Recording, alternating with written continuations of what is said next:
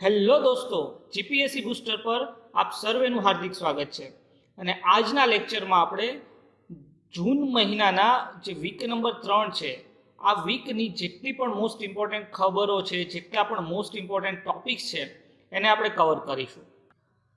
અને શરૂઆત કરીએ આર્કટિક સી આઈસથી. ઓકે, અહીંયા આપણે 3 વસ્તુ સમજવાની છે.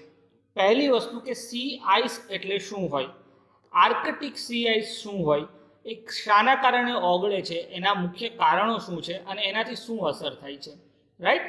તો ખબર શું છે કે તાજેતરમાં જે ધ્રુવીય અને મહાસાગર રાષ્ટ્રીય સંશોધન કેન્દ્ર છે, એના દ્વારા એક રિપોર્ટ જાહેર કરવામાં આવ્યો છે, એક સંશોધન જાહેર કરવામાં આવ્યું છે કે છેલ્લા 41 વર્ષમાં જે આર્કટિક સી આઈસ છે એમાં સૌથી વધારે ઘટાડો નોંધવામાં આવ્યો છે.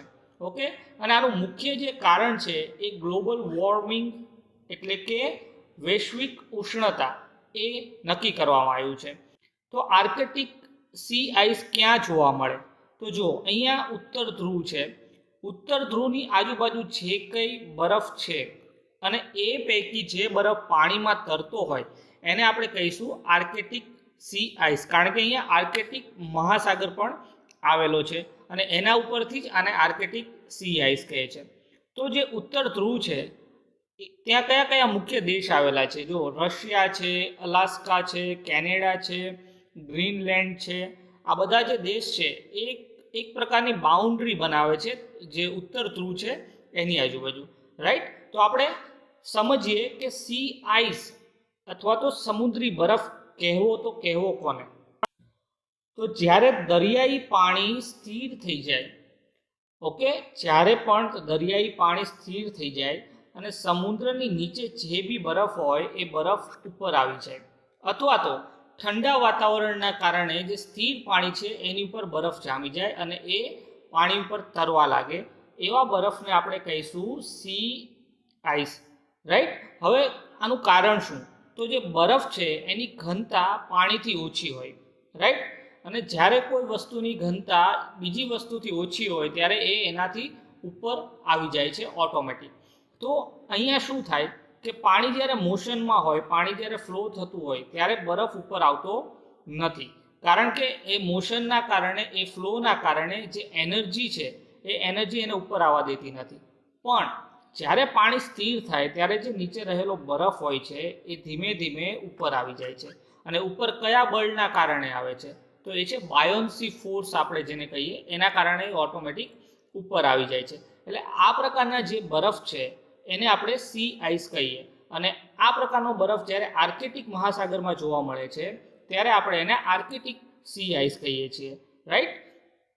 જો મિત્રો, આ ભૂગોળનો એક ખૂબ જ મહત્વનો ટોપિક છે અને ખૂબ જ અગત્યનો ટોપિક છે. આનાથી તમે જે ભૌતિક ભૂગોળ છે એના કોન્સેપ્ટ આની સાથે સાથે તમે ક્લિયર કરી શકો.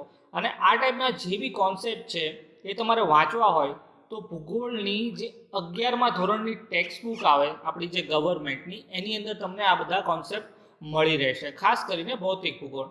ઓકે. તો આ જે દરિયાઈ બરફ છે, સી આઈસ છે, એ પૃથ્વીની સપાટી ઉપર જેટલું પણ પાણી છે એનું લગભગ 60% પાણી તમને આ સી આઈસમાં જોવા મળશે. અને વિશ્વની અંદર જેટલા પણ દરિયા છે, મહાસાગર છે, એના ટોટલ પાણીના 12% પાણી આ સી આઈસના રૂપે પૃથ્વી ઉપર રહેલું છે. તો હવે જો કે ઉત્તર ધ્રુવ હોય અથવા તો દક્ષિણ ધ્રુવ હોય, ત્યાં આટલો બધો બરફ કેમ જામેલો હોય છે? તો થોડું આને સમજવાની કોશિશ કરજો. ભૌતિક ભૂગોળનો ખૂબ જ અગત્યનો ટોપિક છે આ, કે જે પૃથ્વી હોય છે એને અહીંયાથી આપણે ઇક્વેટર ડ્રો કરીએ, વિષુવવૃત્ત આપણે જેને કહીએ 0 ડિગ્રી. રાઈટ. એનાથી તમે ઉપર જશો તો તમને વાતાવરણ ઠંડુ જોવા મળશે, કારણ કે સૂર્યના કિરણો ત્રાંસા થતા જાય.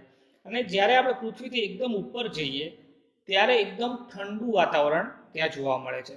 અને જે વાતાવરણ હોય છે એની ઉપર અલગ અલગ હવાના ફ્લો ચાલતા હોય છે. એ પૈકીનો એક ફ્લો અહીંયા આપણને જોવા મળે છે. આની સ્પીડ બીજા બધા ફ્લો કરતાં ઘણી વધારે હોય છે.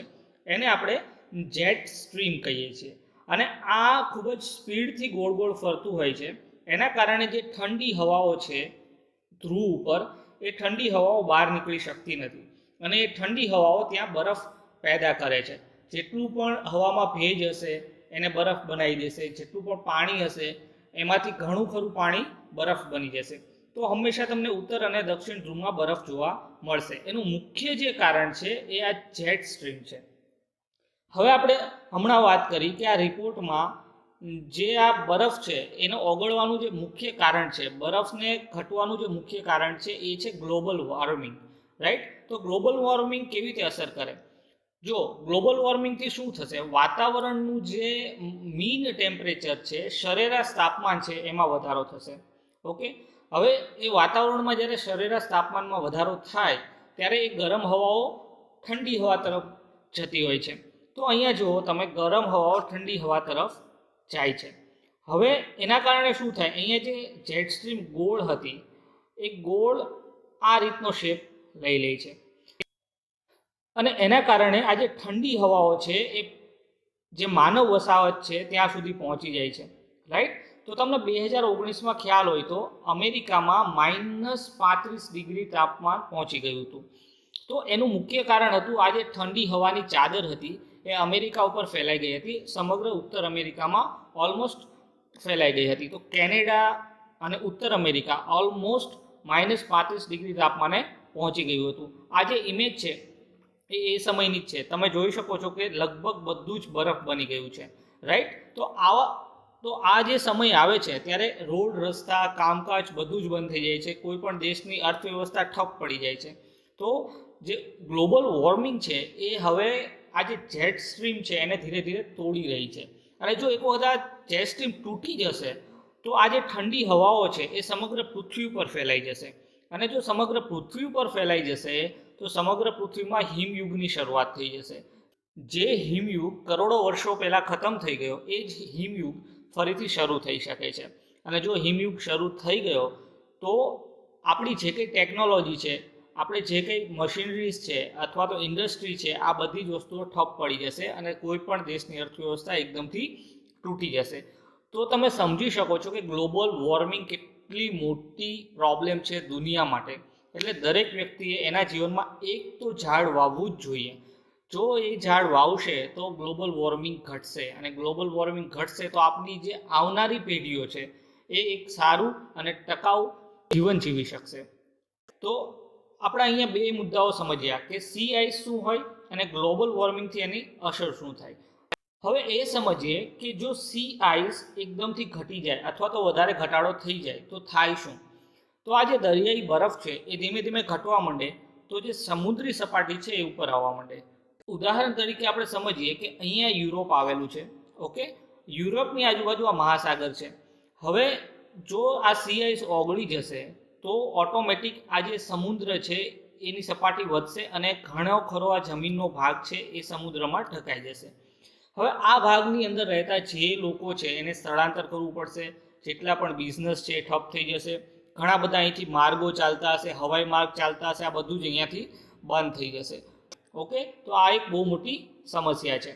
તો તારણો શું હતા કે છેલ્લા 40 વર્ષોમાં આ જે સી આઈસ છે એ 4.7% દરે ઘટતો હતો, રાઈટ? પણ જુલાઈ 2019થી એ દર 13% થઈ ગયો. તો કેવડો મોટો જમ્પ છે. તમે સમજો 40 વર્ષમાં 4.7% જ ઘટતો હતો, પણ છેલ્લા 1 વર્ષમાં આ દર જે છે એ 13% થઈ ગયો છે. અને ભવિષ્યમાં શું થશે એનો અંદાજો છે જ નહીં, રાઈટ? તો પરંપરાગત રીતે એવી આગાહી કરવામાં આવી છે આ રેટને ધ્યાનમાં લઈને કે 2050 સુધીમાં આર્કટિક સમુદ્રમાં જે કંઈ બરફ છે એ ઓગળી જશે. અને જો 2050 સુધીમાં આ બરફ ઓગળી જશે તો આજુબાજુ રહેલા જે દેશ છે, રશિયા છે, અલાસ્કા છે, કેનેડા છે, આ બધાને ઘણું બધું નુકસાન જશે. જો અલાસ્કા શાના માટે ફેમસ છે? ત્યાંની વન્ય પ્રજાતિઓ માટે. ત્યાં ખૂબ જ બહોળા માત્રામાં અલગ અલગ પ્રકારની એકદમ અનોખી વન્ય પ્રજાતિઓ જોવા મળે છે. અને સમજો કે અલાસ્કાનો ઘણો ખરો ભાગ પાણીમાં ડૂબાઈ ગયો તો જે પણ એ વન્ય પ્રજાતિઓ છે એ પણ લુપ્ત થઈ જશે. તો આ ખૂબ જ મોટો પ્રશ્ન છે અને આના રિલેટેડ ક્વેશ્ચન આવવાની સંભાવનાઓ ખૂબ જ વધારે છે. તો અહીંયા સેટેલાઇટથી લીધેલી એક ઇમેજ છે કે 1984માં આ જે સી આઈસ હતો એ આટલા એરિયો કવર કરતો હતો, રાઈટ? અને 2018માં આ એરિયા આટલો થઈ ગયો છે.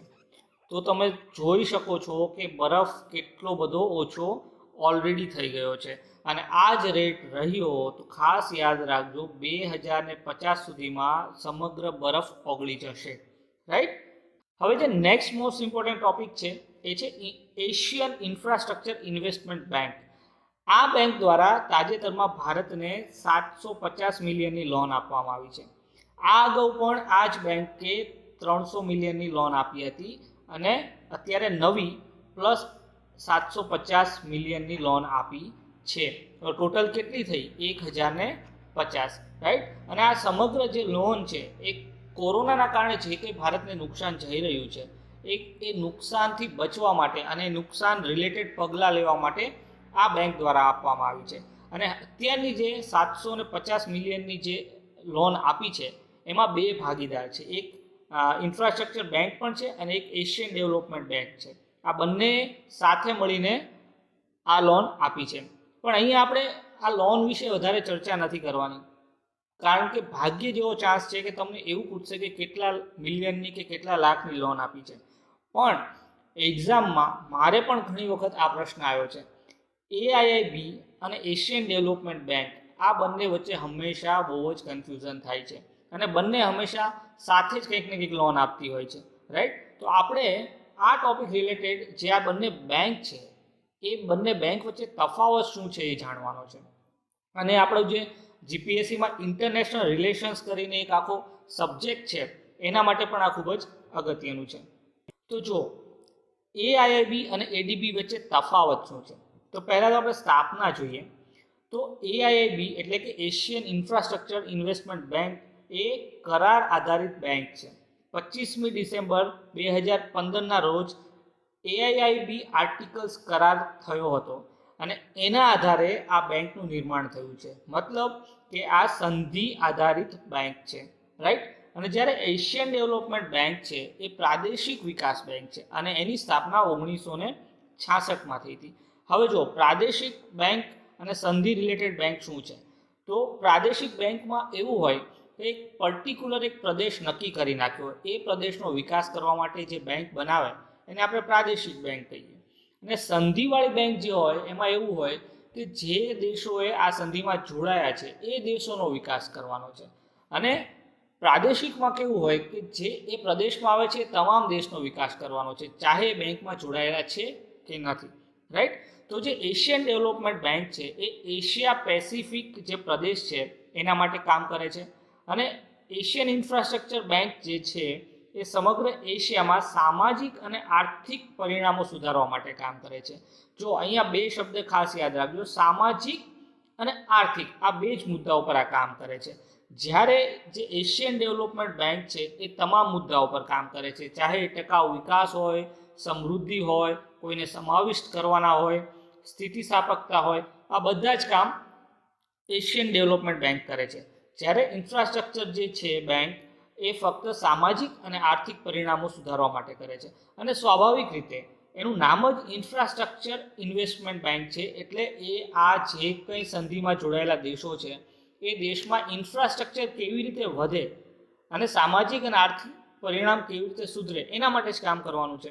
તો બંને બેંક કયા પ્રકારની છે, તો એઆઈઆઈબી એ બહુપક્ષીય વિકાસ બેંક છે, બહુ બધા પક્ષ હશે અને દરેક પક્ષને આપણે વિકાસ કરવાનો છે. જ્યારે એડીબી પ્રાદેશિક વિકાસ બેંક છે. એઆઈઆઈબીનું મુખ્યાલય બેઇજિંગ ચીનમાં આવેલું છે અને એડીબીનું મનીલા ફિલિપાઇન્સમાં આવેલું છે. એઆઈઆઈબીમાં અત્યારે કુલ 102 સભ્ય છે અને એશિયન ડેવલપમેન્ટ બેંકમાં 68 સભ્ય છે, જેમાંથી 49 સભ્યો એશિયાના છે. હવે બંને બેંકમાં ભારતનું શું સ્થાન છે, તો એઆઈઆઈબીમાં ભારત એક પ્રાદેશિક સભ્ય તરીકે 2016માં જોડાયો છે, રાઈટ. જ્યારે એડીબી જે બેંક છે એ બેંક માટે ભારત એક સ્થાપક સભ્ય છે. મતલબ કે એશિયન ડેવલપમેન્ટ બેંકની સ્થાપના કરવાના જે પણ દેશો હતા એ તમામ દેશમાંથી એક છે ભારત, એટલે ભારત પોતે જ એશિયન ડેવલપમેન્ટ બેંકનો સ્થાપક સભ્ય છે. હવે અન્ય વિગતો જોઈએ આપણે તો ચાઇના સૌથી વધારે શેર ધરાવે છે એઆઈઆઈબીમાં અને સેકન્ડ નંબરમાં ભારત, ઓકે. જ્યારે એશિયન ડેવલપમેન્ટ બેંકમાં સૌથી વધારે શેર કોણ ધરાવે છે, જાપાન, અને બીજા નંબરમાં યુએસએ, રાઈટ. તો આ ટોપિક પરીક્ષા માટે ખૂબ જ અગત્યનો છે. તમે લાસ્ટ યરના જીપીએસસી કે યુપીએસસીના 1 કે 2 વર્ષના પેપર જોશો તો એશિયન ડેવલપમેન્ટ બેંક રિલેટેડ અથવા તો એઆઈઆઈબી રિલેટેડ એક ક્વેશ્ચન તો તમને જોવા મળશે. તો આ બંનેનો જે તફાવત છે એ ખૂબ જ અગત્યનો છે. ભૂલ કરતા નહીં, ખાસ કરીને મુખ્યાલયમાં ભૂલ કરતા નહીં. રાઈટ. હવેનો જે ખૂબ જ અગત્યનો ટોપિક છે એ છે seismic zones in India. Right. Seismic zones એટલે ભૂકંપગ્રસ્ત જે પ્રદેશો છે એને આપણે સિસ્મિક ઝોન્સ કહીએ. હવે આ શા માટે ખૂબ જ અગત્યનો છે? કારણ કે તાજેતરમાં ગુજરાતમાં અને દિલ્હીમાં આ બંને જગ્યાએ ભૂકંપ આવ્યા છે, એટલા માટે ખૂબ જ અગત્યનો છે. અને બીજી ન્યૂઝ એવી છે કે જે બ્યુરો ઓફ ઇન્ડિયન સ્ટાન્ડર્ડ છે એને આ જે પ્રદેશો છે સિસ્મિક ઝોન્સ છે એના જે ક્લાસિફિકેશન્સ છે ઓકે એમાં સુધારો કર્યો છે. ધરતીકંપને લગતા વૈજ્ઞાનિક ઇનપુટ્સના આધારે ભારતમાં 4 સિસ્મિક ઝોન છે. કયા કયા? 2, 3, 4 અને 5. તો અહીંયા તમે ધ્યાનથી જુઓ તો 1 નથી દર્શાવ્યો. કેમ એવું? કારણ કે પહેલા ભારતમાં કુલ 5 સિસ્મિક ઝોન હતા. કુલ કેટલા ઝોન હતા? 5 હતા.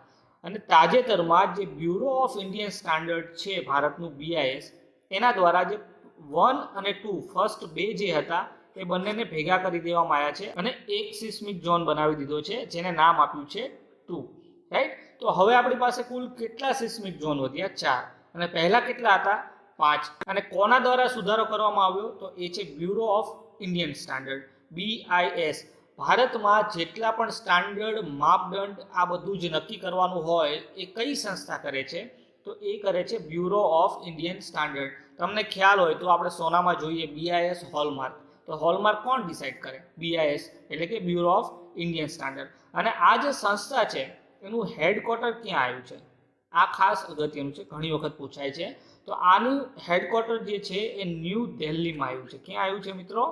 ન્યૂ દિલ્હી. રાઈટ.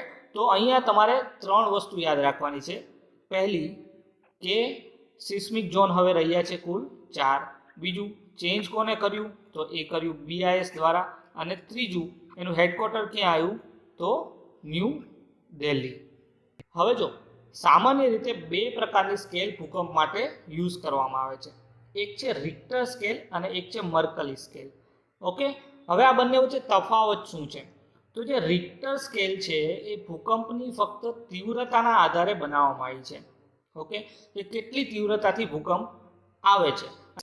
અને રિક્ટર સ્કેલમાં 0 થી લઈને 10 સુધીના આંકડા આપવામાં આવ્યા છે. જ્યારે મર્કલી જે સ્કેલ છે એ ભૂકંપ દ્વારા થતા જે નુકસાન છે એને ધ્યાનમાં લઈને સ્કેલ બનાવવામાં આવી છે. અને આ સ્કેલમાં 1 થી લઈને 12 સુધી આંકડા આપવામાં આવ્યા છે. હવે ભારતની અંદર આ જે સિસ્મિક ઝોન્સ નવા નક્કી કર્યા છે 4, એ શેના આધારે કર્યા છે? કઈ સ્કેલના આધારે કર્યા છે?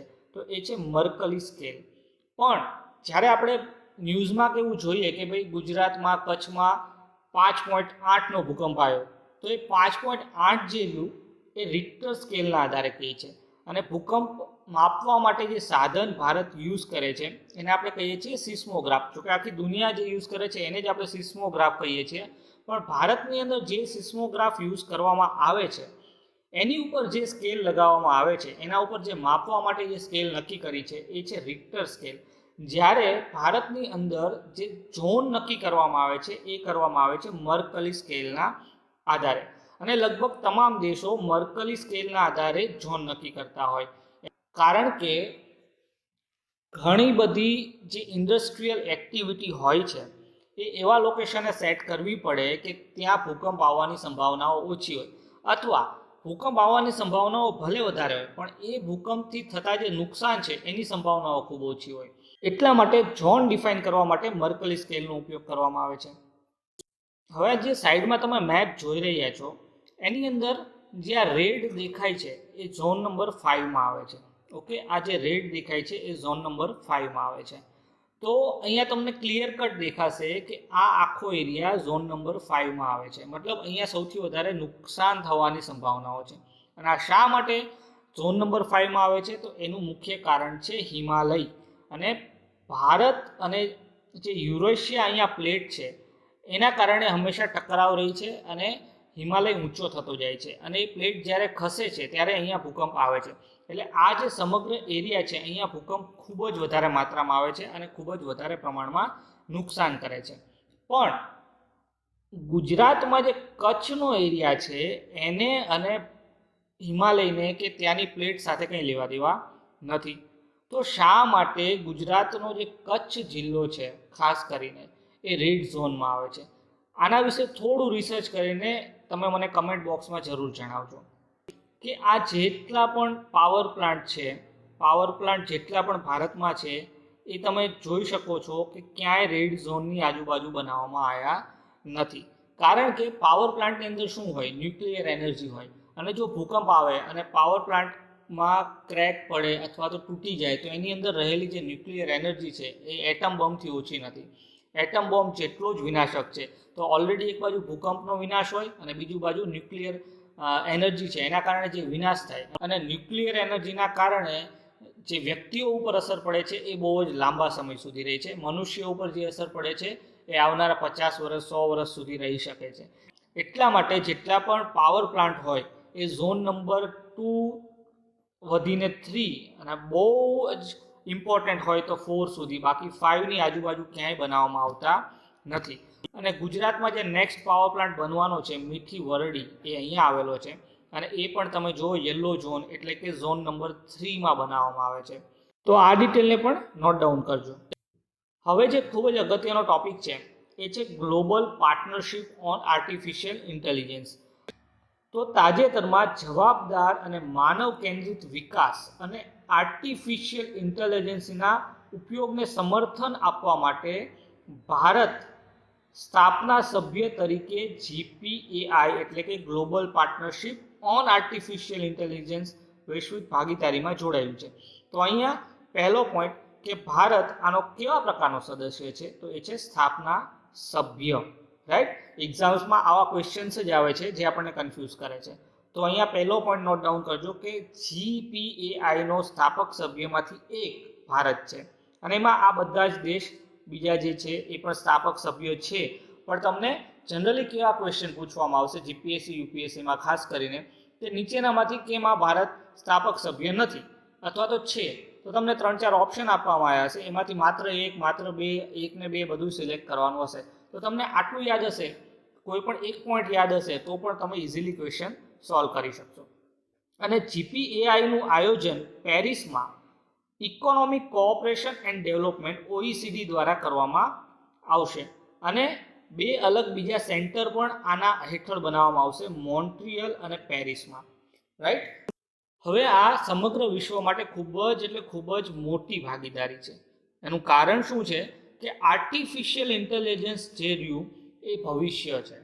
ઓકે, 5G સેવા આવશે, એની બાદ AI આવશે એટલે કે આર્ટિફિશિયલ ઇન્ટેલિજન્સ આવશે. તો એનાથી ઘણા બધા પ્રોબ્લેમ્સ સોલ્વ થઈ જશે, ચાહે એ હેલ્થ હોય, ચાહે આરામ હોય, ચાહે ડ્રિંકિંગ વોટર હોય, ઘણા બધા પ્રોબ્લેમ્સ એઆઈથી સોલ્વ થશે. અને ટેકનોલોજીનું જે ઉજ્જવળ ભવિષ્ય છે એ આર્ટિફિશિયલ ઇન્ટેલિજન્સમાં તમને જોવા મળે છે. તો આપણે સમજીએ કે એઆઈ એટલે હોય શું. આપણે અત્યારે ફોનમાં જોઈએ છીએ કે માઇક્રોસોફ્ટમાં કોર્ટેના કરીને, સેમસંગમાં બિક્સબી, એમેઝોનમાં એલેક્સા હોય છે ને, એડવર્ટાઈઝ આવે છે કે Alexa please play this song, મતલબ કે ઓટોમેટિક સોંગ વગાડવા માંડે. એપલમાં સીરી કરીને આવે છે, ગૂગલમાં ગૂગલ અસિસ્ટન્ટ આવે છે. તો આ શું કરે છે? તમે એને જે કમાન્ડ આપો છો, તમે જે એને ઓર્ડર આપો છો એ ઓર્ડરને ફોલો કરે છે. હવે એનો મિનિંગ શું થયો કે તમે કંઈ એને ઓર્ડર આપ્યો તો એને વિચાર્યું કે મારે હવે શું વગાડવાનું છે અથવા તો મારે આમાંથી કયો વિડીયો પ્લે કરવાનો છે. રાઈટ, તો એ મશીને વિચાર્યું. સમજાય છે? મશીને શું કર્યું? વિચાર્યું.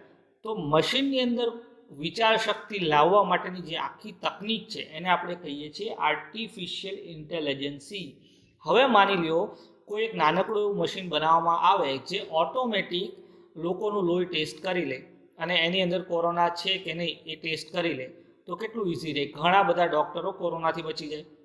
અથવા તો એવું મશીન બનાવવામાં આવે કે ઓટોમેટિક આ હવા કેટલી શુદ્ધ છે અને એ વ્યક્તિને કેટલા ઓક્સિજનની જરૂર છે અને એને એટલું ઓક્સિજન મળી જાય. રાઈટ, તો આ બધી જ વસ્તુ આર્ટિફિશિયલ ઇન્ટેલિજન્સી છે. પણ મશીનને એ પ્રકારે વિચારવા માટેનું પ્રોગ્રામિંગ કરવું પડે. રાઈટ. તો આપણે જોઈએ કે આર્ટિફિશિયલ ઇન્ટેલિજન્સની વ્યાખ્યા શું છે. તો કમ્પ્યુટર વિજ્ઞાનની એક શાખા છે. પહેલાં તો આ નોટ ડાઉન કરજો કે એઆઈ એ કમ્પ્યુટર વિજ્ઞાનની એક શાખા છે જે કમ્પ્યુટરને માણસની જેમ વર્તે તે માટે શોધ કાર્ય કરે છે. અને એઆઈ એ મશીનોમાં વિચારવાની, સમજવાની, શીખવાની, સમસ્યા હલ કરવાની, નિર્ણય લેવાની, જેવી કે હકારાત્મક નિર્ણય છે, નકારાત્મક નિર્ણય છે, કેવા પ્રકારના કાર્ય કરવાના છે, આ તમામ જે માહિતીઓ છે એ ઓટોમેટિક મશીન એના જાતે કરી શકે એ પ્રકારની જે આખી વિજ્ઞાનની શાખા છે એને આપણે કહીશું આર્ટિફિશિયલ ઇન્ટેલિજન્સી. પણ આના નેગેટિવ ઇફેક્ટ પણ છે કે કોઈ મશીન પોતાની વિચારવાની જે શક્તિ છે એને ખોટી રીતે યુઝ કરવા માંડે તો બની શકે કે મશીન યુગ ચાલુ થઈ જાય. ઘણા બધા હોલિવૂડના મૂવીઝ પણ આના ઉપર આવેલા છે. હવે આપણા માટે કેમ આટલું બધું અગત્યનું છે? ગયા વર્ષે ભારતે artificial intelligence, internet of things, આ જે બધી વસ્તુઓ છે, આ જે બધા કોન્સેપ્ટ છે એને ભારતમાં પ્રોત્સાહન મળી રહે એના માટે ઇનોવેટ ઇન્ડિયા 5 I5 નામની આખું અભિયાન લોન્ચ કર્યું હતું. અને એ અભિયાન હજી પણ પાઇપલાઇનમાં છે. અને લગભગ 1 કે 2 મહિનામાં જ ભારતમાં રિલાયન્સ દ્વારા 5G લોન્ચ થવાનું છે, રાઈટ. અને 5G ફોન લોન્ચ થવાના છે. હવે એઆઈનો ઉપયોગ કરવો હોય તો 5G મિનિમમ સ્પીડ જોઈએ. તો પહેલાં તો ભારતને 5G સ્પીડ લાવવી પડશે અને પછી ભારતમાં આર્ટિફિશિયલ ઇન્ટેલિજન્સી કામ કરશે.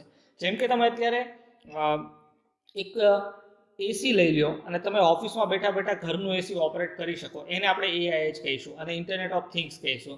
કારણ કે મશીન વિચારી પણ શકે છે અને ઇન્ટરનેટના અને કનેક્ટેડ પણ રહી શકે છે. આ બંને કોન્સેપ્ટ એની અંદર આવે છે, પણ એના માટે 5G સ્પીડ જોઈએ. તો ભારત હવે એ તૈયારીમાં છે કે સૌથી પહેલાં 5G લોન્ચ થાય અને એની બાદ I5 જે યોજના છે એને સફળ બનાવીએ. તો તમે સમજી શકો છો કે આ ગ્લોબલ પાર્ટનરશિપમાં ભારતે શા માટે એક સ્થાપના સભ્ય તરીકેની ભૂમિકા નિભાવી છે. કારણ કે ભારત એઆઈ માટે, ઇન્ટરનેટ ઓફ થિંગ્સ માટે ખૂબ જ મોટું વિઝન લઈને બેઠું છે અને આવનારા 5 કે 10 વર્ષમાં ભારતે એઆઈ અને ઇન્ટરનેટ ઓફ થિંગ્સનું હબ બનાવવાનું છે. જો અહીંયા ભારતમાં એઆઈ અને ઇન્ટરનેટ ઓફ થિંગ્સ ખૂબ બહોળા પ્રમાણમાં વધે તો અહીંયા અઢળક નોકરીઓ પેદા થઈ શકે એમ છે. હવે જે મોસ્ટ ઇમ્પોર્ટન્ટ ટોપિક છે એ છે એન્યુલાર સોલર ઇક્લિપ્સ, સૂર્યગ્રહણ. જે વાર્ષિક સૂર્યગ્રહણ આપણને અત્યારે જોવા મળ્યું 21 જૂનના રોજ એ છે, રાઈટ. આ શા માટે ઇમ્પોર્ટન્ટ છે? કારણ કે તમે ભૌતિક ભૂગોળ શરૂ કરશો એમાં શરૂઆતમાં જ બ્રહ્માંડ આવશે. પહેલો ટોપિક જ બ્રહ્માંડ હશે અને પછી પૃથ્વી હશે અને પૃથ્વીની દિશા, પૃથ્વીની ગતિ, આ બધી વસ્તુઓ શરૂઆતમાં તમારે ભણવી પડે અને એનો એક ભાગ છે સૂર્યગ્રહણ, રાઈટ. તો 21 જૂનના રોજ ભારત વાર્ષિક સૂર્યગ્રહણ નિહાળવાનું છે. ઓકે, તો સૂર્યગ્રહણ આપણે કોને કહીએ? જ્યારે ચંદ્ર પૃથ્વી અને સૂર્યની એકદમ વચ્ચે આવી જાય ત્યારે જે ચંદ્રનો પડછાયો છે એ પૃથ્વી ઉપર પડે છે અને એ પડછાયાના કારણે દિવસે પણ અંધારા જેવું આપણને ફીલ થાય છે. એ સમગ્ર પ્રક્રિયાને આપણે કહીએ છીએ સૂર્યગ્રહણ. પણ સૂર્યગ્રહણ અલગ અલગ રીતે 3 પ્રકારના હોય છે અને આ ખૂબ મોટી ઘટના થઈ છે કારણ કે સંપૂર્ણ સૂર્યગ્રહણ ભારતમાં જોવા મળ્યું છે ઘણા વર્ષો બાદ. એટલા માટે જે સૂર્યગ્રહણના અલગ અલગ પ્રકારો છે એના રિલેટેડ પ્રશ્નો આવવાની ખૂબ જ સંભાવના છે. કારણ કે આ તો બધાને ખ્યાલ છે, એટલે આ રિલેટેડ સીધો પ્રશ્ન તમને પૂછવાના જ નથી. થોડું ટ્વિસ્ટ કરીને અલગ પ્રકારનો પ્રશ્ન પૂછશે.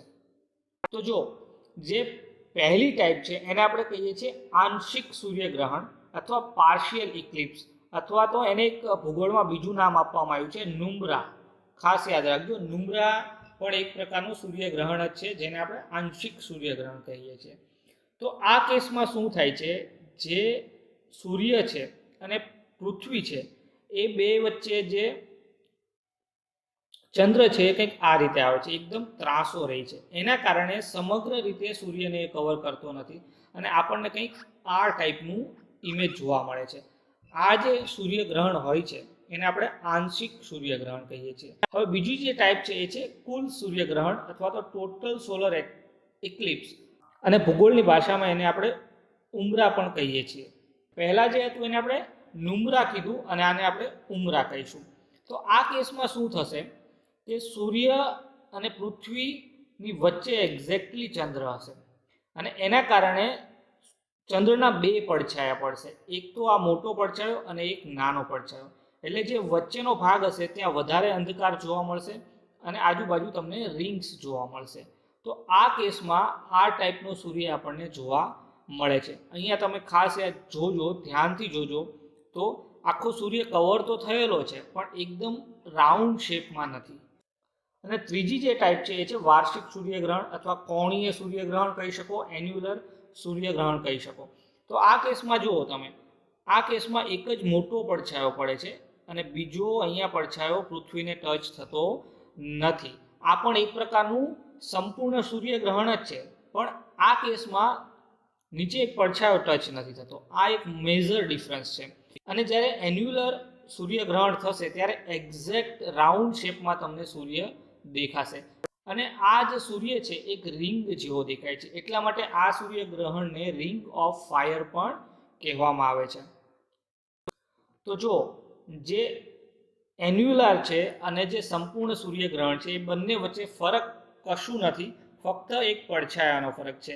આ કેસમાં જે નાનો પડછાયો છે ચંદ્રનો એ પૃથ્વી ઉપર આવતો નથી, જ્યારે આ કેસમાં આવે છે, રાઈટ. એટલા માટે જે અહીંયાનો નાનો એરિયા હશે અહીંયા ખૂબ જ વધારે અંધારું હશે અને જેમ જેમ એનાથી દૂર જશો એમ એમ અંધારું ઓછું થતું જશે. હવે જે ખૂબ જ અગત્યનો ટોપિક છે એ છે ગરીબ કલ્યાણ રોજગાર અભિયાન, રાઈટ. ભારત સરકારે 20 જૂન 2020ના રોજ બિહારના ખાગરિયા જિલ્લાના તેલીહાર ગામથી વિડીયો કોન્ફરન્સ માધ્યમે ગરીબ કલ્યાણ રોજગાર અભિયાનની શરૂઆત કરી છે. હવે આ અભિયાન શેના માટે છે કે જે પરપ્રાંતીય મજૂરો છે, સ્થળાંતર થઈને એના ગામે ગયા છે, એ બધા અત્યારે બેરોજગાર છે અને એને રોજગારી આપવા માટે આ એક અભિયાન ચલાવવામાં આવ્યું છે. અને આ મિશન મોડમાં ચલાવવાનું છે, મતલબ 125 દિવસ માટે આ અભિયાન ચલાવ્યું છે અને 125 દિવસ દરમિયાન આ તમામ જે કામદારો છે, મજૂરો છે, એને કામ આપવાનું છે અને આ અભિયાનમાં લગભગ 50,000 કરોડનો ખર્ચ થવાનો છે. આ અભિયાન માટે કુલ 6 રાજ્યોના 116 જિલ્લાઓ કવર કરવામાં આવ્યા છે અને આ 6 રાજ્ય કયા છે? બિહાર, યુપી, મધ્યપ્રદેશ, રાજસ્થાન, ઝારખંડ અને ઓડિશા. હવે આ 6 રાજ્યો શા માટે સિલેક્ટ કર્યા છે? કારણ કે જેટલા પણ મજૂરો ગયા છે એ મેક્ઝિમમ મજૂરો, લગભગ 66થી લઈને 70% સુધીના મજૂરો એ આ 6 રાજ્યોથી જ આવે છે ભારતમાં. તો આ યોજના અથવા તો આ અભિયાન આ 6 રાજ્યોમાં લાગુ કરવાના છે. હવે આ જે કંઈ જિલ્લાઓ પસંદ કર્યા છે એમાં મહત્વકાંક્ષી જિલ્લાઓને આવરી લેવામાં આવ્યા છે. કેટલા મહત્વકાંક્ષી જિલ્લાઓ?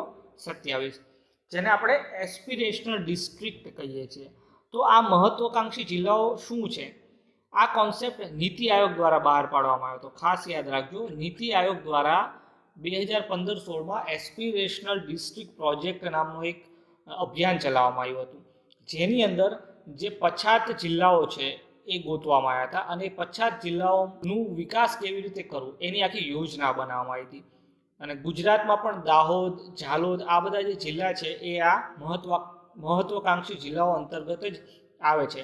અને જે પહેલો રિપોર્ટ આનો આવ્યો હતો, પહેલી જે એનો સૂચકાંક આવ્યો હતો, એમાં ફર્સ્ટ કયું હતું? દાહોદ હતું, ગુજરાતનું. અને એ વખતે પણ ઘણા બધા દાહોદ રિલેટેડ ક્વેશ્ચન્સ આવ્યા હતા. તો મહત્વકાંક્ષી જિલ્લાઓ કેવા હોય કે ભારતના તે જિલ્લાઓ જે નબળા સામાજિક આર્થિક સૂચકાંકથી પ્રભાવિત છે. તો અહીંયા સરકાર શું કરે છે? એક તીરથી બે નિશાન સાધે છે. એક તો એ જે જિલ્લાઓ છે એના ઓલરેડી સૂચકાંક ખરાબ છે, તો ત્યાંના લોકોને કામ મળશે તો સૂચકાંક પણ વધશે અને નીતિ આયોગનો જે આ પ્રોજેક્ટ છે એ પણ સફળ થશે. અને સાથે સાથે જે આ ગરીબ લોકો છે જેની પાસે કામ નથી એને કામ પણ મળી રહે છે, રાઈટ. તો અહીંયા ખાસ યાદ રાખજો, એસ્પિરેશનલ ડિસ્ટ્રિક્ટ પ્રોજેક્ટ અંતર્ગત જે જિલ્લાઓ છે એને પણ આ યોજનામાં કવર કરી લીધા છે. અને આ યોજનામાં અલગ અલગ 12 મંત્રાલયો એક સાથે મળીને કામ કરશે. તો ટોપ 6 રાજ્યો કયા છે જ્યાં સૌથી વધારે આ પ્રકારના મજૂરો આવ્યા છે? તો ફર્સ્ટ છે બિહાર, બીજું છે યુપી, ત્રીજું છે મધ્યપ્રદેશ, ચોથું છે રાજસ્થાન, પાંચમું છે ઓડિશા અને છઠ્ઠું છે ઝારખંડ, રાઈટ. અને કુલ 116 જિલ્લાઓ આમાં આવરી લીધા છે અને એમાંથી 27 જિલ્લાઓ મહત્વકાંક્ષી જિલ્લાઓ છે. એક્ઝામ પોઈન્ટ ઓફ વ્યૂ આ બધી જ વસ્તુઓને બહુ જ નીટલી અને ડિટેલમાં આને નોટ ડાઉન જરૂરથી કરજો. અને હા, એક અંદાજા પ્રમાણે કેટલા મજૂરો આવ્યા છે? તો લગભગ આ 6 રાજ્યોમાં 67 લાખ મજૂરો આવ્યા છે. તો તમે સમજો કે આ ફક્ત આ 6 જિલ્લામાં આટલા બધા લોકો બેરોજગાર એકસાથે ભેગા થઈ ગયા છે. તો આ રાજ્યો કેવી રીતે આમનું મેનેજમેન્ટ કરી શકે? ઓકે, તો એના માટે જ આ ગરીબ કલ્યાણ રોજગાર અભિયાન ચલાવવામાં આવ્યું છે. બીજું પણ એક મિશન લોન્ચ કરવામાં આવ્યું છે, જળ જીવન મિશન. એ આપણે ટૂંક સમયમાં જ સમજીશું, પણ એનો પણ ઉદ્દેશ્ય આ જ છે. હવે આ અભિયાનનું અમલીકરણ કેવી રીતે થશે? તો સ્થળાંતર કામદારોને રોજગાર આપશે, અને બીજી બાજુ અલગ અલગ 25 સુવિધાઓ એવી ડિસાઇડ કરી છે કે એના રિલેટેડ આપણે એને કામ આપવાનું છે. જેમ કે ગામમાં પંચાયતનું મકાન બનાવવાનું હોય, કે કોઈ વન બનાવવાનું હોય, કે આંગણવાડી બનાવવાની હોય. આ તમામ પ્રકારના જે અલગ અલગ પ્રકારના 25 એવા કામ ડિસાઇડેડ કર્યા છે સરકારે, કે જે કામ આ કામદારોથી પૂરા કરાવવામાં આવશે, અને એના બદલામાં એને રોજગાર અને આવક પણ મળી જશે. તો હવે વાત આવે છે કનેક્ટિવિટીની. આ જે પણ મજૂરો છે એ આના ફોર્મ ક્યાંથી ભરે, શું કરે, ક્યાં જાય, સરકારના કયા વિભાગમાં જાય? કારણ કે બધા તો ગામડામાં હશે, ઘણા બધા લોકો આમાંથી ગામડામાં હશે, એમને કંઈ ખ્યાલ જ નહીં હોય. તો સરકારે કનેક્ટિવિટી માટે જે સામાન્ય સેવા કેન્દ્રો છે, કોમન સર્વિસ સેન્ટર આપણે જેને કહીએ, અને દરેક ગામડામાં રહેલા કૃષિ વિજ્ઞાન કેન્દ્ર છે, એને કહ્યું છે કે ભાઈ તમારે આવા જે લોકો છે એના ફોર્મ ભરવાના છે, અને તમામ માહિતી સરકાર સુધી પહોંચાડવાની છે, અને એ મુજબ એને કામ આપવાનું છે. હવે જે આ કોમન સર્વિસ સેન્ટર અને કૃષિ વિજ્ઞાન કેન્દ્ર છે એ ખૂબ જ અગત્યના પહેલું છે ભારતની અર્થવ્યવસ્થા માટે અને ભારતના વિકાસ માટે. જો આપણે એને થોડુંક સમજીએ, વધારે સમય નહીં લઉં, પણ આ એક્ઝામ પોઈન્ટ ઓફ વ્યૂ આપણા માટે જરૂરી છે, એટલા માટે મારે આને ડિટેલમાં સમજાવવું પડશે. જો આપણને ખ્યાલ છે કે ડિજિટલ ઇન્ડિયા ક્યારે લોન્ચ થયું? 2015ની આસપાસ. ઓકે, 2015ની આસપાસ લોન્ચ થયું.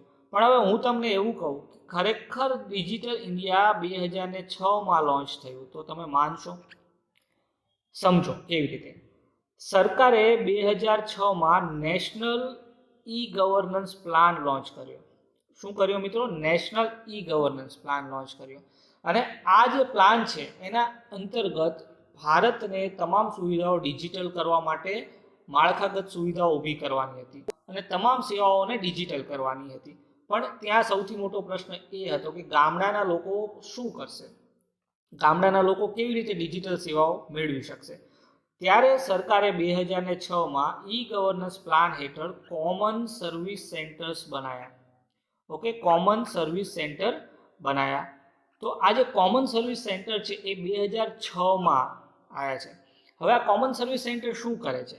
ગામડાઓના લોકોને પાસપોર્ટ કઢાવવું હોય તો પણ કોમન સર્વિસ સેન્ટરમાંથી થઈ જાય, રિચાર્જ કરાવવું હોય તો પણ કોમન સર્વિસ સેન્ટરમાં થઈ જાય, કોઈ એક્ઝામ આવ્યું છે એનો ફોર્મ ભરવું હોય તો કોમન સર્વિસ સેન્ટરમાં થઈ જાય, કોઈ સરકારની યોજના છે એનો લાભ લેવો છે, એનું ફોર્મ ભરવું છે, એ પણ કોમન સર્વિસ સેન્ટરમાંથી થઈ જાય. મતલબ 2006માં સરકારે શું કર્યું કે લોકોને, ગામડાના લોકોને ડિજિટલ કનેક્ટિવિટી સાથે જોડી દીધા. અને આ જ મેઇન પગલું હતું, આ જ મુખ્ય પગલું હતું, કારણ કે ડિજિટલ ઇન્ડિયા બનાવવા માટે દરેક ગામમાં ડિજિટલ ઇન્ફ્રાસ્ટ્રક્ચર ઊભું કરવું પડે, અને તો જ એ સફળ થાય. તો પહેલું પગલું જ નેશનલ ઈ ગવર્નન્સ પ્લાન હતો. અને જ્યારે સમગ્ર દેશમાં લગભગ 80% ગામડાઓ સુધી જે આ સામાન્ય કેન્દ્રો છે, કોમન સર્વિસ સેન્ટર છે, એ પહોંચી ગયા છે, ત્યારે લોકો માટે પણ બધી જ સુવિધા મેળવવી ઇઝી થઈ ગઈ છે. તો ખરેખર જો તો ડિજિટલ ઇન્ડિયા જે છે એની શરૂઆત 2006થી થઈ, પણ એને નામ ખરેખર આપ્યું છે 2015-16ની આજુબાજુ. તો અહીંયા સમજો, ગવર્મેન્ટ ચેન્જ થઈ, નામો બદલાયા, પણ જે મુદ્દો હતો ડિજિટલ ઇન્ડિયા કરવાનો, એ મુદ્દો સેમ રહ્યો છે. ઓકે, કારણ કે આનું ફંડિંગ હોય, આનું પ્લાનિંગ હોય, એ સરકાર ચેન્જ થાય તો ફંડિંગ ને પ્લાનિંગ ચેન્જ થતા નથી. ઓકે, ખાલી નામ બદલાય છે. હવે જે નેક્સ્ટ ઇમ્પોર્ટન્ટ ટોપિક આપણે ભણવાના છીએ એ છે Indian gas exchange. Okay, IGX. તાજેતરમાં ભારત દ્વારા લોન્ચ કરવામાં આવ્યું છે. કોના દ્વારા લોન્ચ કરવામાં આવ્યું છે? શ્રી ધર્મેન્દ્ર પ્રધાન, જે આપણા ઓઇલ એન્ડ નેચરલ ગેસ અને પેટ્રોલિયમ મિનિસ્ટ્રીના જે હેડ છે, જે મિનિસ્ટર છે, એના દ્વારા. રાઈટ. તો આપણને ખ્યાલ છે કે સ્ટોક એક્સચેન્જ હોય, એવી જ રીતે આ ઇન્ડિયન ગેસ એક્સચેન્જ શરૂ કરવામાં આવ્યું છે. તો આનું કામ શું હશે કે બહારથી જે આયાત થાય છે, જે ગેસ જે આપણે ઇમ્પોર્ટ કરીએ છીએ, એનો ભાવ નક્કી કરવામાં આવશે. ઓકે, અત્યાર સુધી શું થતું હતું કે કોઈ પણ પર્ટિક્યુલર કંપની છે એ કંપની બહારથી આયાત કરતી અને પોતે પોતાના ભાવથી વેચતી. તો હવે ભારત દેશ આ એક્સચેન્જ દ્વારા આયાત થયેલા જે પણ ગેસ છે એનો ભાવ નક્કી કરશે. અને ખાસ કરીને કયો ગેસ? તો એ છે પ્રાકૃતિક ગેસ. ઓકે, તો યાદ રાખજો, ભારતે તેનું પ્રથમ ગેસ એક્સચેન્જ શરૂ કરી દીધું છે. અને આનું હેડક્વાર્ટર ક્યાં આવ્યું છે? તો આનું હેડક્વાર્ટર છે ન્યૂ દિલ્હીમાં. ઓકે, ખાસ યાદ રાખજો, આનું હેડક્વાર્ટર છે ન્યૂ દિલ્હીમાં. તો ઇન્ડિયન ગેસ એક્સચેન્જ છે શું? તો એ એક ડિજિટલ ટ્રેડિંગ પ્લેટફોર્મ છે. ખાસ યાદ રાખજો, ડિજિટલ પ્લેટફોર્મ છે જેના દ્વારા પાર્ટી અને વેચાણકર્તા બંને એકબીજાના સોદા કરી શકશે. અને એના ભાવ કોણ નક્કી કરશે? તો ભાવ નક્કી કરશે ભારત સરકાર. અને આ ડિજિટલ પ્લેટફોર્મ બે પ્રકારના માર્કેટમાં પોતાની સેવા આપશે. એક છે સ્પોટ માર્કેટ અને બીજું છે ફોરવર્ડ માર્કેટ. તો ઇકોનોમીના બે ખૂબ જ અગત્યના કોન્સેપ્ટ છે. સ્પોટ માર્કેટ એટલે શું અને ફોરવર્ડ માર્કેટ એટલે શું?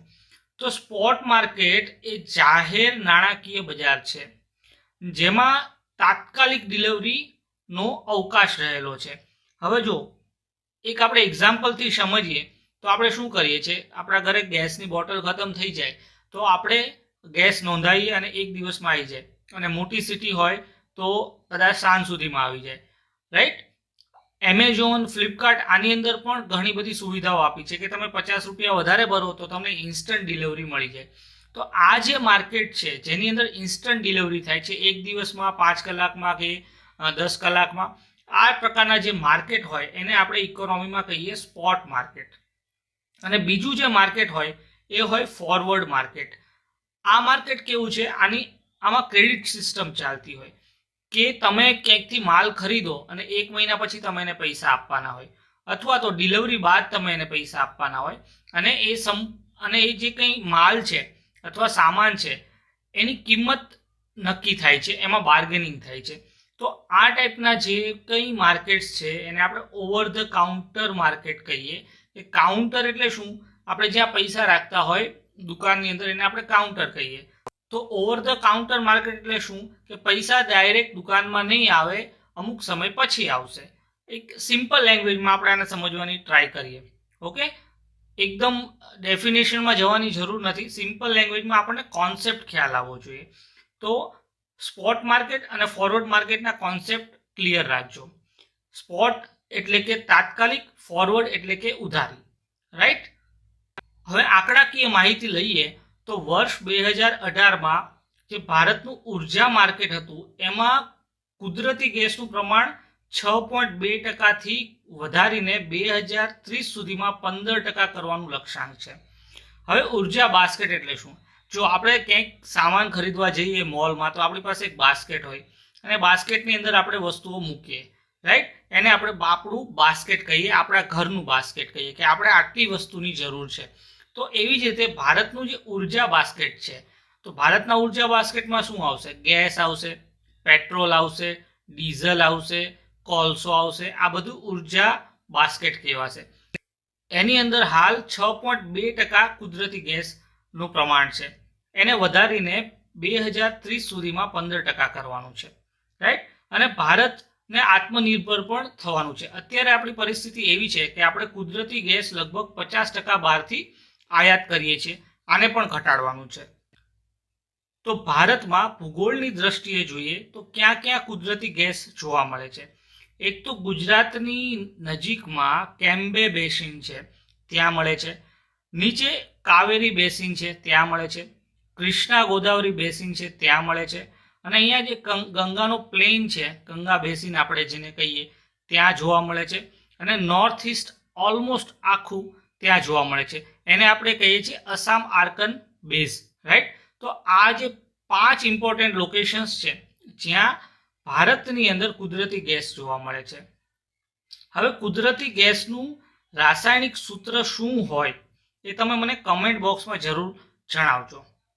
હવે જે નેક્સ્ટ ઇમ્પોર્ટન્ટ ટોપિક છે એ છે જળ જીવન મિશન. આપણે અગાઉ વાત કરી એ જ રીતે જળ જીવન મિશન પણ જે કામદારો આયા છે સ્થળાંતર થઈને એના માટેનું છે. પણ આ મિશન સમજવા આપણે થોડું ભૂતકાળમાં જવું પડશે. જો 2019ના બજેટમાં એક યોજના ડિક્લેર કરવામાં આવી હતી નલ સે જલ યોજના, રાઈટ. અને પછી 2020-21માં 11,500 કરોડ રૂપિયા આપ્યા હતા એક યોજના માટે, જેનું નામ હતું હર ઘર જલ યોજના.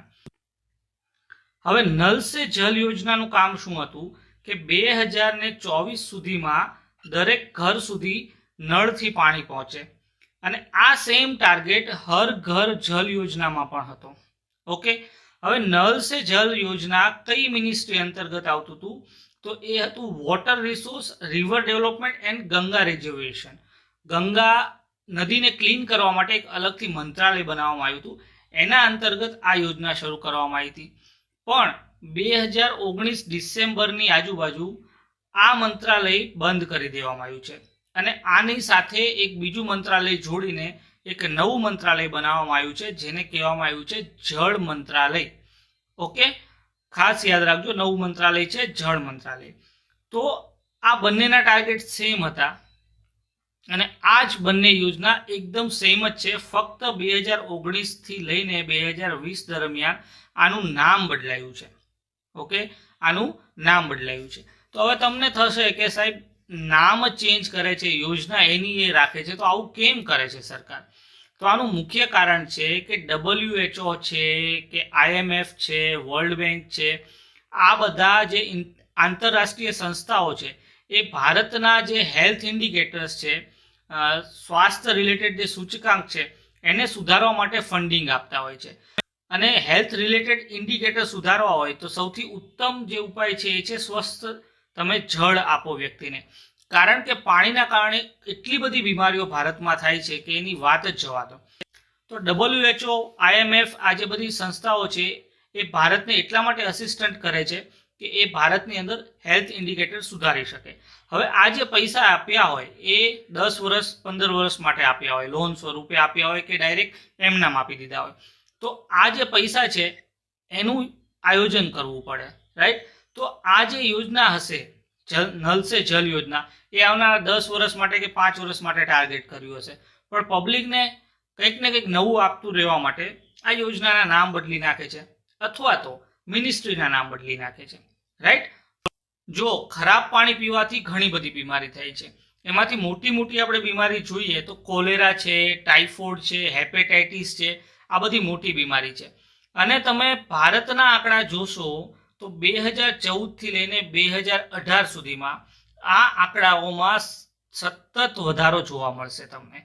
પાણી ખરાબ હોવાના કારણે જે બીમારીઓ થાય છે એમાં તમને સતત વધારો જોવા મળશે. જો 2014માં હેપેટાઇટિસના કારણે દરરોજના 400 મૃત્યુ થતા હતા, જે 2018 આવતા આવતા 584 થઈ ગયા છે. તો સરકાર જો સારા પાણી માટે, નળથી આવનારા પાણી માટે આટલી બધી મહેનત કરતી હોય તો આટલા બધા મૃત્યુઆંક કેમ વધે છે? કારણ કે એનું બીજો પણ પહેલું છે. નળથી કનેક્શન આપી દેવાથી સ્વચ્છ પાણી આવશે એવું આપણે નથી કહી શકતા, કારણ કે જે ગટર લીકેજ હોય છે, વરસાદી પાણી એની સાથે મિક્સ થઈ જાય છે, આ બધી જે સમસ્યા છે એના ઉપર હજી કામ શરૂ થયેલું નથી, અને થયું છે તો એટલા સારા પ્રમાણમાં નથી. અને આપણે ગુજરાતનો આંકડો જોઈએ, આ ગુજરાતના આંકડા છે, તો જો ડાયરિયાના કેસ જે છે એ પણ પાણીના કારણે જ થાય છે ડાયરિયા. તો 2016માં 6,40,000 કેસ હતા, અને 2018માં 7,29,000 થઈ ગયા છે. મતલબ 1 લાખનો જમ્પ આવ્યો છે.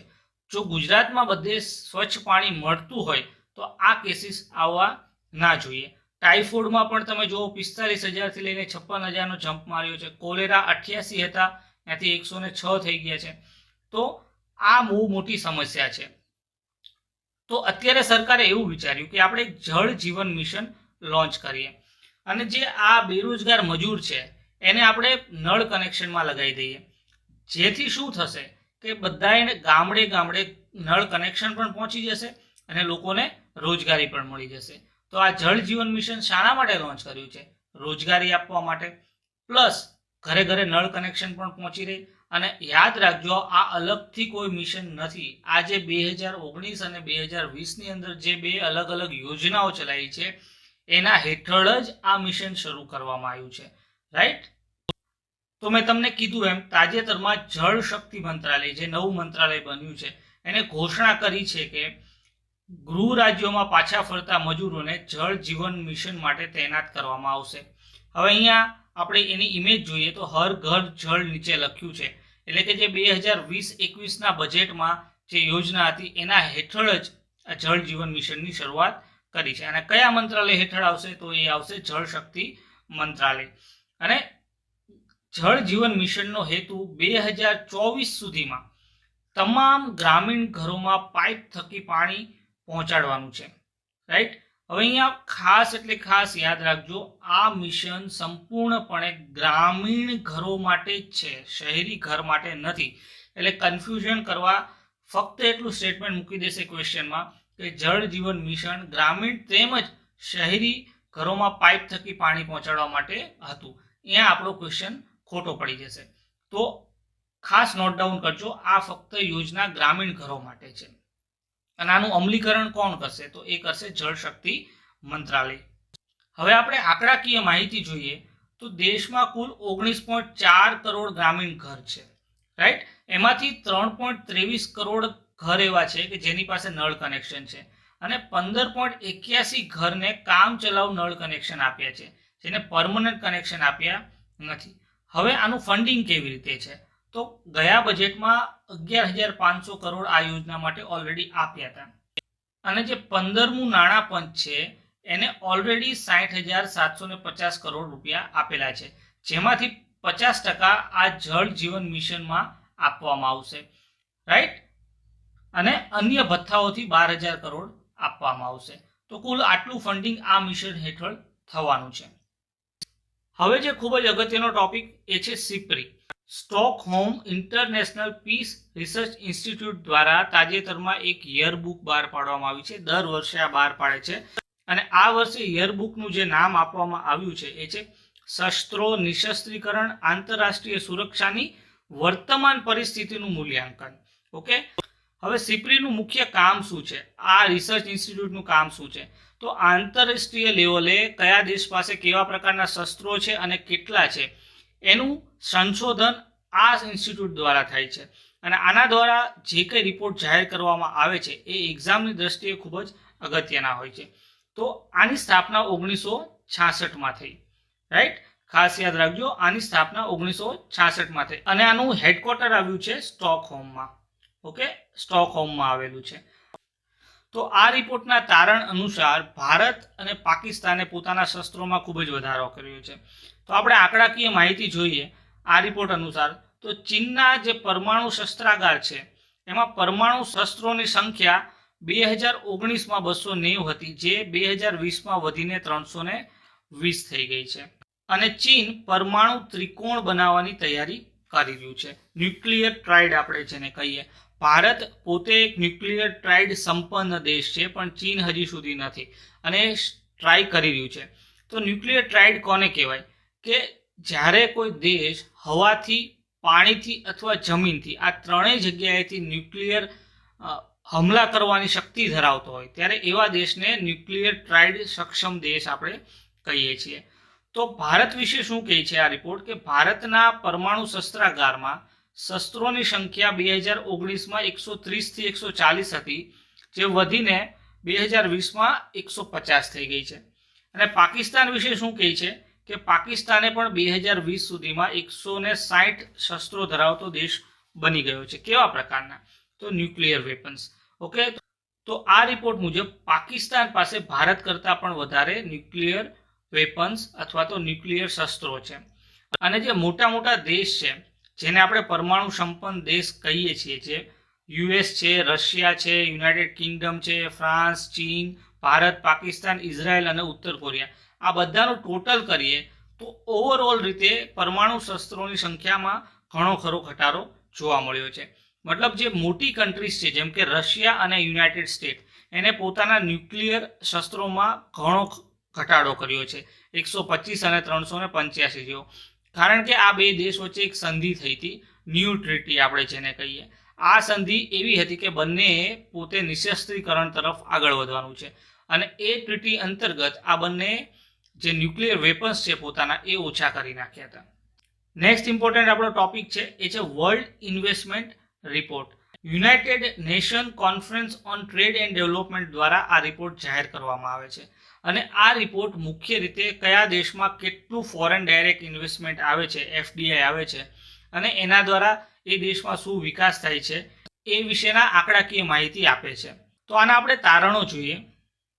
તો આ રિપોર્ટ અનુસાર વૈશ્વિક એફડીઆઈ પ્રવાહ 2020માં 40% સુધી ઘટવાની આગાહી છે અને જે 2019માં કેટલું હતું, $1.54 ટ્રિલિયન હતું.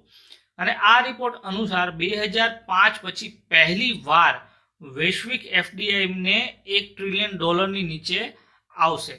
ઓકે, એટલે પહેલી વાર એવું બને છે કે એફડીઆઈ વૈશ્વિક આપણે લેવલે જોઈએ તો $1 ટ્રિલિયન થી નીચે થયું હોય અને વૈશ્વિક એફડીઆઈ 2021 સુધીમાં વધુ 5 થી લઈને 10% સુધીનો ઘટવાનો અંદાજો છે. અને આની સૌથી વધારે અસર જે છે એ વિકાસશીલ દેશો ઉપર પડશે. વિકાસશીલ દેશો કયા? ભારત, બાંગ્લાદેશ, પાકિસ્તાન, અફઘાનિસ્તાન, આ બધા વિકાસશીલ દેશો છે. આના ઉપર પડશે કારણ કે આ જે બધા દેશો હોય છે એ ગ્લોબલ વેલ્યુ ચેઇન ઉપર આધારિત હોય છે. મતલબ કે અમેરિકામાં મંદી આવે તો ઓટોમેટિક ભારતમાં આવે, ચાઇનામાં આવે તો ભારતમાં આવે. તો વિકસિત દેશોમાં મંદી આવશે તો ઓટોમેટિક વિકાસશીલ દેશોમાં પણ મંદી આવશે. અને સાથે સાથે એક પોઝિટિવ પોઈન્ટ પણ કીધો છે કે 2022ની શરૂઆતમાં ધીમે ધીમે એફડીઆઈ ફરીથી જેવું હતું એવું થઈ જશે. હવે અહીંયા જુઓ કે ભારતનું જે શેર માર્કેટ છે એ લોકડાઉન પછી ખૂબ જ અપડાઉન થઈ રહ્યું છે. એનું કારણ છે FII, ફોરેન ઇન્વેસ્ટર્સ જે હોય છે એ બધા પોતાના પૈસા ભારતમાંથી પાછા ખેંચી ગયા લોકડાઉન દરમિયાન, જેના કારણે કંપનીઓના શેરના ભાવ ઘણા ડાઉન થઈ ગયા અને આપણું જે સ્ટોક માર્કેટ હતું એ લોઅર સર્કિટ મારી ગયું અને આપણું સ્ટોક માર્કેટ બંધ થઈ ગયું હતું અમુક સમય માટે, રાઈટ? તો એનું મુખ્ય કારણ છે એફડીઆઈનો ઘટાડો. હવે આ રિપોર્ટમાં ભારત માટે શું કહેવામાં આવ્યું છે કે વિશ્વમાં સૌથી વધારે એફડીઆઈ પ્રાપ્તકર્તાઓમાંથી ભારત એક છે અને ભારત 2018માં 12મા સ્થાને હતો, જે 2019માં જમ્પ મારીને 9મા સ્થાને પહોંચી ગયો. મતલબ ભારતમાં 2018ના કમ્પેરિઝનમાં 2019માં ઘણું વધારે એફડીઆઈ આવ્યું છે. પણ હવે લોકડાઉનની પરિસ્થિતિ છે, કોરોના ક્રાઇસિસ છે, એના કારણે એફડીઆઈ ઘટવાનું છે, જેની અસર ભારતની અર્થવ્યવસ્થામાં ખૂબ બહોળા પ્રમાણમાં જોવા મળશે, રાઈટ? અને આ અહેવાલ મુજબ એવું પણ જોવામાં આવ્યું છે કે COVID-19 રોગચાળા અને ત્યારબાદના લોકડાઉનથી જે સપ્લાય ચેઇનમાં વિક્ષેપ આવ્યા છે એના કારણે જે આર્થિક મંદીનો પ્રભાવ થયો છે એના કારણે ભારતમાં એફડીઆઈ 2020માં તીવ્ર રીતે ઘટાડો થઈ શકે છે. સપ્લાય ચેઇન એટલે શું કે કોઈ પણ માલ સામાન એક જગ્યાએથી બીજી જગ્યાએ પહોંચાડવા માટેની જે સિસ્ટમ હોય એને આપણે સપ્લાય ચેઇન કહીએ, પણ એ લોકડાઉનના કારણે ઓલમોસ્ટ બંધ હતી. એના કારણે એફડીઆઈમાં ઘણો તીવ્ર ઘટાડો થઈ શકે છે. ઓકે, હવે ખૂબ જ ફેક્ચ્યુઅલ ડેટા કે પુણેની જે રેલવે પ્રોટેક્શન ફોર્સ છે એના દ્વારા એક રોબોટ બનાવવામાં આવ્યો છે જેનું નામ આપ્યું છે કેપ્ટન અર્જુન. આ જે રોબોટ છે એ ત્યાંના જે લોકો હશે, રેલવે સ્ટેશન ઉપર જે લોકો હશે એના હાથ સેનિટાઈઝ કરી દેશે, એનું ટેમ્પરેચર માપશે, એટલે એના માટે અલગથી એક વ્યક્તિ મૂકવો નહીં પડે. અને આ રોબોટની અંદર PTZ કેમેરા મૂકવામાં આવેલા છે, મોશન સેન્સર મૂકવામાં આવ્યા છે અને ડોમ કેમેરા પણ મૂકવામાં આવ્યા છે. મોશન સેન્સર, ડોમ કેમેરા આ બધું કામ શું કરશે કે કોઈ પણ વ્યક્તિ ચાલીને જતો હશે તો પણ ઓટોમેટિક એનું ટેમ્પરેચર માપી લેશે અને કોઈ પણ જો શંકાસ્પદ કેસ લાગશે તો એની અંદર આર્ટિફિશિયલ ઇન્ટેલિજન્સની અલ્ગોરિધમ પણ નાખવામાં આવી છે. તો એ એવા શંકાસ્પદ કેસના જે કંઈ રિપોર્ટ્સ છે એ ડાયરેક્ટ જે તે ઓથોરિટી હશે એને પહોંચાડી દેશે અને એ વ્યક્તિને ત્યાંથી આઇસોલેટ કરી દેવામાં આવશે, રાઈટ? તો આ ફેક્ચ્યુઅલ ડેટા છે. કેપ્ટન અર્જુન કોના દ્વારા વિકસિત કરવામાં આવ્યો છે? તો પુણેની જે રેલવે પ્રોટેક્શન ફોર્સ છે એના દ્વારા. ઓકે, હવે આરબીઆઈ દ્વારા એક પેનલ રચવામાં આવી છે, પીકે મોહંતી પેનલ.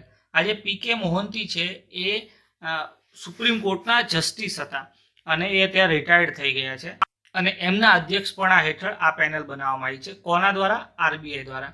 તો આનું મુખ્ય કામ શું હશે કે ખાનગી ક્ષેત્રની જે બેન્કો છે એનું માર્ગદર્શન કરવાનું છે, એની ગાઈડલાઇન્સ તૈયાર કરવાની છે અને ખાનગી જે બેન્કો છે એની અંદર લિક્વિડિટી કેટલી છે, એની માલિકીના નિયમો શું હશે, એના યોગ્ય ધોરણ સૂચવવાના છે અને ખાનગી બેંકોને લાયસન્સ કેવી રીતે આપવા, એની અરજીમાં શું શું સુધારા કરવા, આ બધા જ માપદંડોની સમીક્ષા પણ આ પેનલ દ્વારા કરવામાં આવવાની છે. તો આપણે અત્યારે ફક્ત એટલું યાદ રાખવાનું છે એક્ઝામ પોઈન્ટ ઓફ વ્યૂ કે પીકે મોહંતી પેનલનો સંબંધ શાની સાથે છે, તો બેન્કિંગ ક્ષેત્ર સાથે, અને એમાં પણ ખાસ કરીને ખાનગી બેંકો સાથે. અને કોના દ્વારા બનાવવામાં આવી છે, તો આરબીઆઈ. તો મિત્રો, આશા છે તમને આજનો વિડીયો પસંદ આવ્યો હશે. જો પસંદ આવ્યો હોય તો આ વિડીયોને લાઇક કરવાનું ભૂલતા નહીં, અને આવનારા તમામ વિડીયોની નોટિફિકેશન માટે અમારી ચેનલને સબસ્ક્રાઇબ કરવાનું પણ ભૂલતા નહીં. અને તમારા જે અન્ય દોસ્તો છે જે બી એક્ઝામ્સની તૈયારી કરે છે એને શેર કરવાનું પણ ભૂલતા નહીં. તો મળીએ નેક્સ્ટ વિડીયોમાં. ત્યાં સુધી stay at home, stay happy, અને સંપૂર્ણ વિડીયો જોવા બદલ ખૂબ ખૂબ આભાર.